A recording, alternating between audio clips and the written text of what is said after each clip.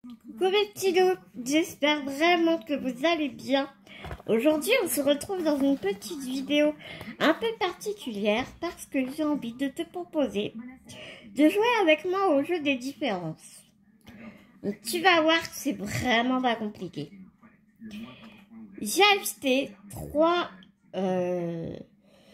deux kits et la grille originale de cette magnifique illustration. Je suis d'accord avec toi, c'est sur un thème un peu Halloween, mais c'est pas grave. Moi, vraiment, je m'en fiche de broder de Halloween en plein été, du Noël en plein été ou du printemps en plein hiver. Moi, vraiment, ça m'est égal. Du moment que je fais mes petites croix et que je m'éclate à les faire, vraiment, moi, ça me convient tout à fait. Ça fait vraiment un moment de ça que j'ai commencé à réaliser ce projet. J'avais dans la tête, j'en avais parlé à Marie-Laure. Excuse-moi, je me prends une petite gorgée de café. Que j'avais envie de commencer les deux kits. Et puis, de vous montrer les différences. Le truc, c'est qu'après j'ai commencé, je suis passée à autre chose. Je suis tombée malade, comme tu sais, ça fait depuis décembre, j'arrête pas de faire des allers-retours à l'hôpital. Et du coup, forcément, le projet a un peu tombé à l'eau. Et malgré que j'avais vachement bien avancé sur les deux projets, parce que le seul point croix que j'ai pas réalisé, c'est le point croix sur la grille originale. Je vais te montrer tout de suite, pour preuve que je l'ai acheté. Je l'ai pas là sur moi sur pavé parce qu'il est rangé et je t'avoue que je vais galérer à l'attraper. Donc très clairement, je vais te montrer ça sur mon téléphone. Tu vois, voilà. Et il est ici. Je l'ai acheté en PDF chez Kit by Stitch. Tu vois. Donc au moins, enfin tu vois, j'avais moins comme du coup j'ai pris sur AliExpress et sur d'autres petites boutiques chinoises, je me rappelle plus laquelle, c'était un Spring. Du coup je me suis dit je vais prendre le diagramme original. Mais donc aujourd'hui, ce qu'on va faire, c'est qu'on va comparer ces deux kits. Donc celui-ci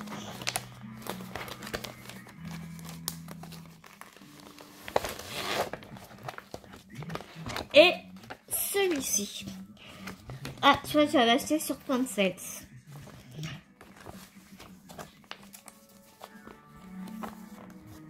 Donc tu vois que les illustrations sont exactement les mêmes, mais avec deux compagnies différentes. Ici, nous retrouvons, donc c'est la société Sprint avec c'est une broderie en estampé. Donc voici le diagramme. Elle a la 38 couleurs, 37 croix pleines, 3 points en point arrière. Et on a aussi du demi-point de croix. Alors, le demi-point de croix, tu vois, j'avais oublié malgré que j'étais dessus hier. Et le demi-point de croix, ah ouais, il y en a vraiment pas beaucoup. Il est juste en bas ici.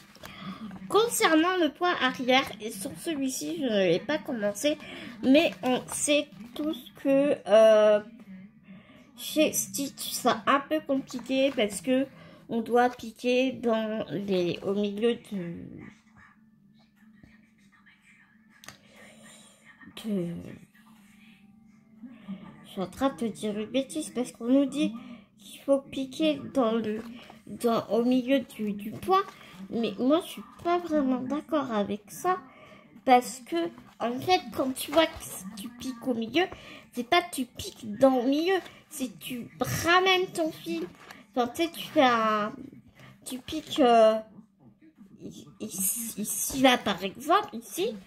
Et ton fil, tu le fais courir jusqu'à la pointe ici. Donc, t'es pas obligé de piquer croix par croix, point par point au milieu de la croix. Enfin, moi, c'est ce que je ferais en tout cas. Tu vois, ici, tu piques ici, là, à la pointe de ta croix, et tu fais courir ton fil jusqu'à ce que tu puisses piquer dans un trou de la toile Aïda. Moi, c'est comme ça que je pratique depuis très très longtemps, et je n'ai pas piqué, je pique pas mes points au milieu d'une croix en fait. Donc après, je t'avoue, tu me diras, je n'ai pas fait de point arrière sur Spring, donc voilà. Mais quand je regarde le diagramme, ça concorde avec ce que je fais en fait. Après, bien évidemment, moi je te montre, je te dis comment est-ce que moi je réalise ce genre de projet.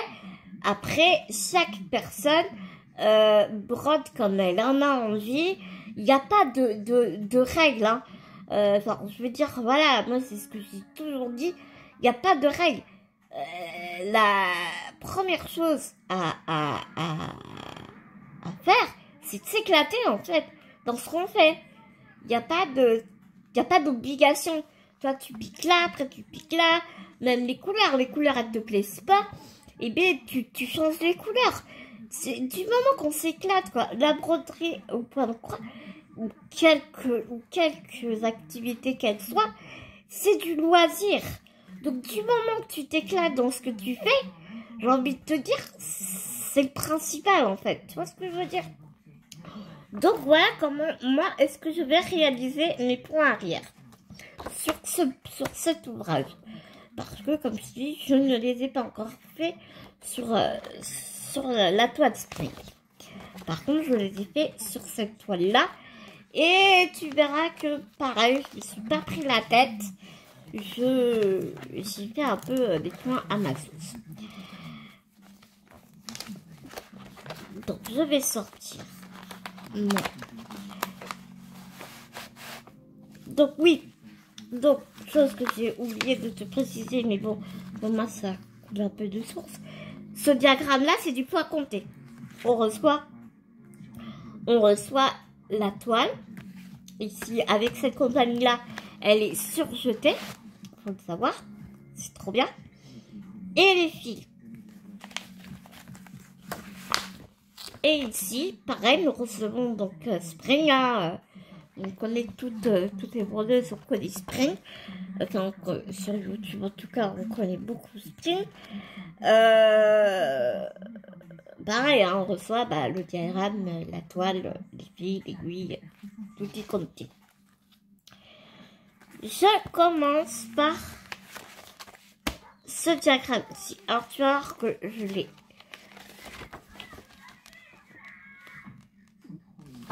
J'ai un peu stabiloté dessus.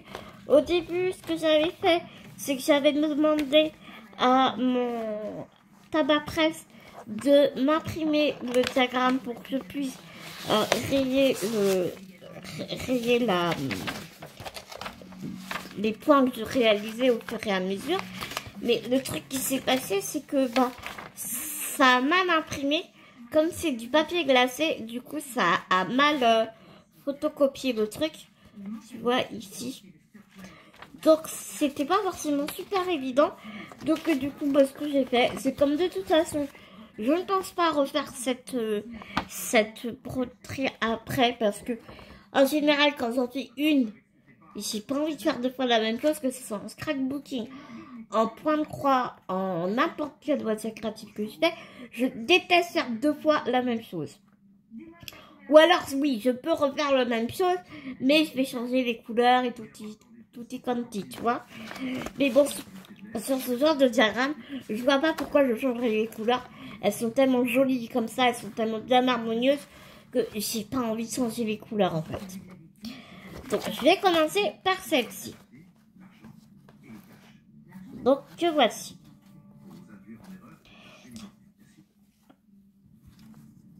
Que voilà. Il faut savoir que sur cette broderie, nous retrouvons du poids complet mélangé. C'est-à-dire qu'on mélange des couleurs. Ici, mais c'est tellement subtil que vraiment, même moi, je sais même plus où sont mes mélanges de couleurs, quoi. Et du coup, ça te fait un dégradé mais très très fin, très très très joli. Vraiment, j'adore, quoi. J'ai commencé à faire les points arrière. Tu vois, j'ai fait les points arrière sur le contour. Au début, je suivais bien le diagramme et tout. Et à la fin, je me suis pas pris la tête. Même ici, tu vois, dans la bande du chapeau. Et après, je me suis pas pris la tête. J'ai fait au feeling, en fait. Hein. J'ai vraiment fait au feeling. J'y suis allée comme ça. Cette toile, au début, quand je l'ai reçue, elle était vraiment très rêche, très amidonnée. Ce que j'ai fait, comme c'est du point compté, donc pas peur de mettre ma toile dans l'eau, avant de commencer cette broderie, j'ai passé ma toile dans l'eau. Du coup, ça a enlevé l'amidon. Donc, génial. Et du coup, je me suis retrouvée avec une toile très souple, comme tu peux le constater. Et ici, eh bien, je mets un tambour. D'ailleurs, tu vois encore la marque du tambour. Mais ne vous inquiétez pas. La marque du tambour, une fois que tu as fini ta broderie, ce que tu fais, tu la laves. Parce que bien évidemment, même si tu te laves les mains avant de broder, bien sûr. Mais bon, moi, je sais que je lave toujours mes toiles une fois terminées parce que bah, tu transpires, tu machin. Donc, ta toile, elle se salit un peu. Donc, je la trempe dans l'eau avec un petit peu de lessive pour la nettoyer. Ensuite, une fois ça réalisé, je la mets à sécher, je la tourne, surtout la repasser à l'envers. C'est bien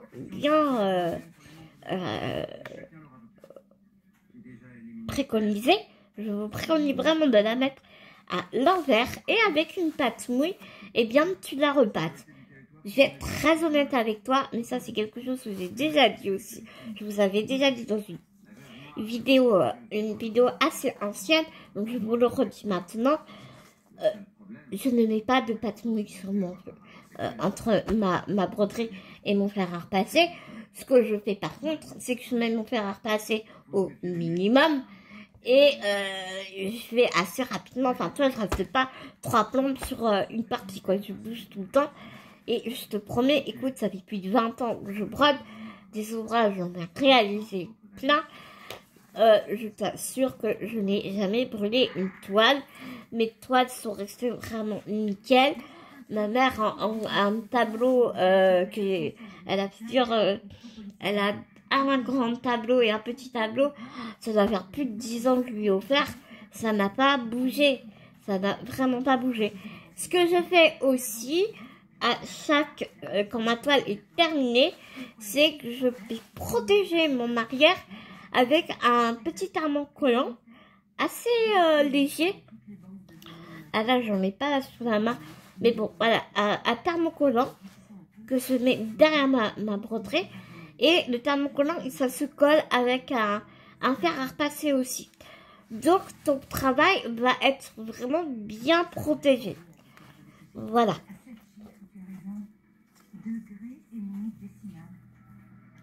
Donc, hier, j'ai eu envie de reprendre cet ouvrage. Et tu vois, j'ai terminé vraiment le chapeau. Et ici, j'ai commencé à faire la tête du petit personnage.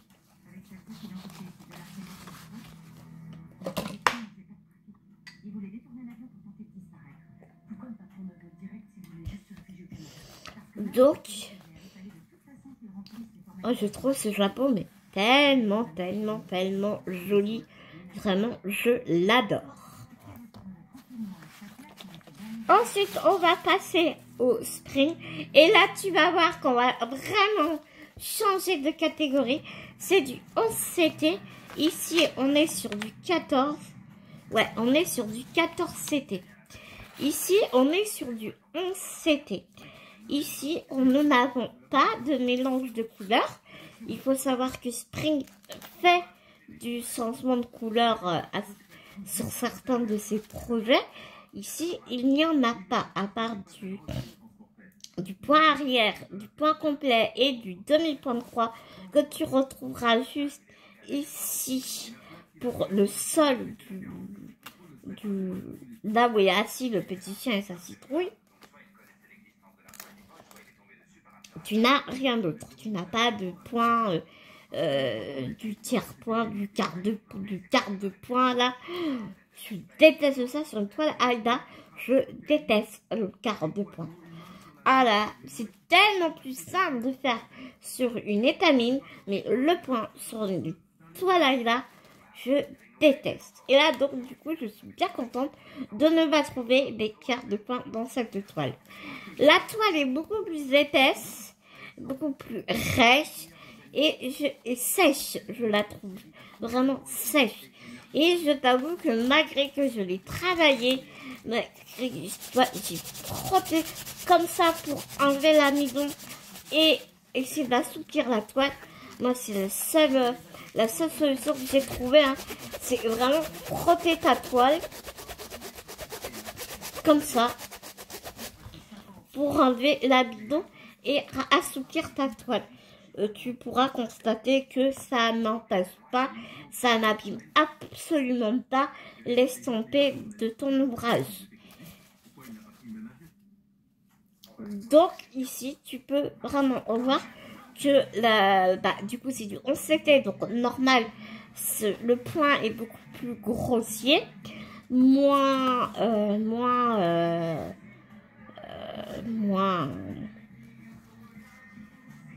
tu vois moins les dégradés, quoi. Là, les dégradés, enfin, vraiment, ça tranche. Les couleurs, elles tranchent vraiment. Vraiment, tu vois, à part ici, où tu as un joli dégradé de jaune. Ici, là, j'ai pas compris cette couleur-ci. Moi, j'aurais pu mis dans les tons un peu marronnés, enfin, tu vois. Ici, j'ai pas compris pourquoi ils avaient choisi cette couleur pour le ruban du chapeau. Mais bon, ça choque pas, hein, ça choque pas. Mais en faisant la toile, il est vrai que je me suis demandé. Il est sûr et certain que je vais continuer cette broderie parce que j'ai envie de voir ce qu'elle donne et que elle est très agréable à faire. Mais j'ai plus rapidement mal aux mains et donc je vais rester moins longtemps dessus que je peux rester sur celle-ci. Celle-ci, je peux passer des heures dessus, je m'éclate. Hein. Voilà. Elle est vraiment trop belle. Donc voilà, ce sont vraiment deux styles complètement différents au niveau de la façon de broder et au niveau de la finalité du dessin. Mais ça, c'est la même illustration, mais le résultat est très différent. Donc voilà. Ce sera une assez courte vidéo, hein, comme je te l'avais dit. J'espère que vraiment que cette petite vidéo t'aura plu. Et je suis contente d'enfin pouvoir te la tourner.